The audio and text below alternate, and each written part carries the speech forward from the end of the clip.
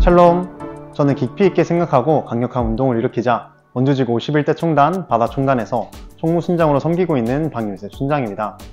이제 1년의 마지막 분기가 시작되었는데 순상한 독자 여러분은 남은 23년들을 어떻게 보낼 계획이신가요? 저는 저의 체력과 건강을 회복하기 위해 다시 운동을 시작해 보려고 합니다. 순상한 독자 여러분도 언제나 건강에 유의하시며 남은 23년도 은혜롭게 보내시길 간절히 소망합니다. 이스라엘의 하나님 여호와를 위해 성전을 짓는다는 소식을 듣고 성전 건축을 방해하기 위해 성전 건축에 동참하려고 했던 유다와 베냐민의 대적들은 자신들의 계획대로 되지 않자 다른 방법을 사용했습니다. 그것은 아닥사스다 왕에게 유다와 예루살렘 주민을 고발하는 편지를 올리는 것이었습니다. 그 편지의 내용은 이러합니다. 왕이시여, 왕께서 저에게 보낸 유다인들을 기억하실 줄로 압니다. 그들은 예루살렘으로 가서 왕의 명령을 어기고 저 악한 성을 다시 짓고 있습니다. 만약 예루살렘이 지어지고 그 성벽이 고쳐지고 나면 예루살렘은 아무런 세금도 내지 않을 것입니다. 그렇게 되면 왕께서 거두어 들이는 돈도 줄어들 것입니다. 우리는 나라에 충성을 다할 것을 맹세했기 때문에 왕에게 그런 명예롭지 못한 일이 생기는 것을 가만히 보고만 있을 수 없습니다. 그래서 왕께 그 사실을 알려드리려고 이 편지를 쓰는 것입니다. 왕이시여, 이전 왕들의 기록을 살펴보십시오. 그러면 예루살렘 성이 반역의 성이라는 것을 발견하게 되실 것입니다.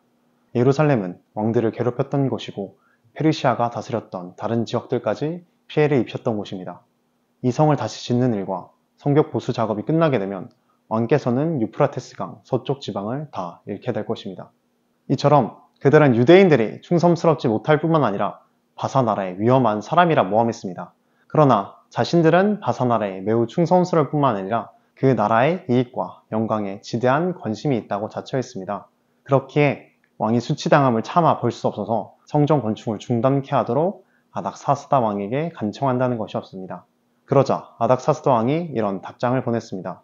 총독 루훔과 서기관 심세에게, 그리고 그들과 더불어 사마리아에 사는 모든 백성과 유프라테스강 서쪽 지방에 있는 다른 사람들에게 보낸다.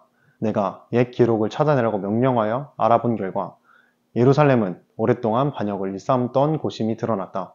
예루살렘은 문제를 일으키고 말썽을 부리던 곳이다. 예루살렘에는 강한 왕들이 있었다.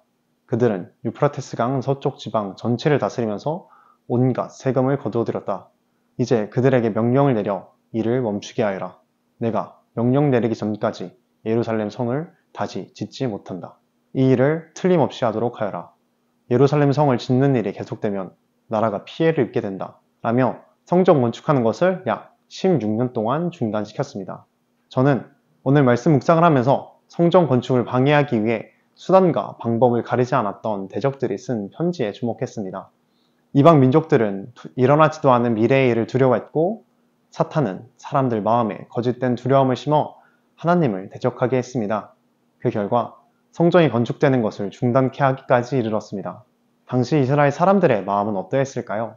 저였다면 성전 건축을 하는 것을 완전히 포기했을 것 같습니다. 내가 아무리 성전을 건축하려고 노력해도 수많은 대적들이 나를 방해하고 그것은 잘못된 것이다 비난하고 비방하고 핍박한다면 저의 마음은 꺾여버렸을 것 같습니다. 캠퍼스 복음화를 위해 사역하면서 때로는 내가 가는 이 길이 맞을까? 흔들리기도 하고 헷갈리기도 합니다. 그럴 때마다 말씀으로 인내하며 순종했을 때 하나님께서 열매를 보여주셨던 지난날을 고백합니다. 우리는 알고 있습니다. 나의 힘으로 하려고 하면 아무것도 할 수 없고 하나님께서 하심을 고백하고 온전히 하나님만을 의지한다면 반드시 이루어질 것을 알고 있습니다. 풍상 독자 여러분, 지금 당장 내 눈앞에 일들이 너무나도 큰 산처럼 느껴지고 도저히 이겨낼 수 없다고 생각될지 모릅니다. 그러할지라도 하나님께서 나와 함께 하심을 믿고 믿음으로 이겨내는 여러분 되시길 간절히 소망합니다. 샬롬.